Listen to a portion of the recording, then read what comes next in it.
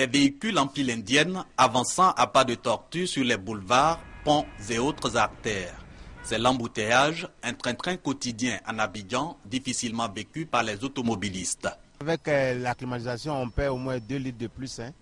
C'est énorme, c'est énorme. À la fin du mois ou bien l'année, je vois que je dépense plus sur le carburant. Le budget familial du travailleur prend un coup.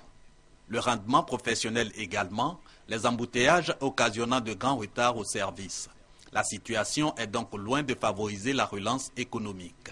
Le président Alassane Ouattara décide alors de multiplier les voies de circulation et notamment les voies d'accès aux communes des affaires. Résultat, le projet du 3e pont d'Abidjan activé et les travaux lancés le 7 septembre 2011. Il s'agit de construire une autoroute de longueur 8 km entre les communes de Cocody et Makori via la lagune Ébrié. Coût de ce projet baptisé Pont Henri Konan Bédié, environ 125 milliards de francs CFA. Le pont, effectivement, c'est l'ouvrage essentiel de ce projet, qui ensuite va jusqu'au boulevard Valéry Giscard d'Estaing. Après le pont, il y a une barrière de péage et qui va aller jusqu'au boulevard Mitterrand. Sur la partie nord, 2,7 km de la route de Bingerville à la lagune, une digue de 500 mètres porte à 50% le taux d'exécution des travaux de terrassement. Pour la deuxième portion du projet, 1,5 km, longueur du pont Henri Konan Bédié à proprement parler, plus long pont de Côte d'Ivoire, aucun pilier pour le moment. On a eu quelques petits déboires, bien entendu, dus essentiellement à la pluie. Des fortes précipitations qui ne durent pas longtemps, mais qui sont très importantes.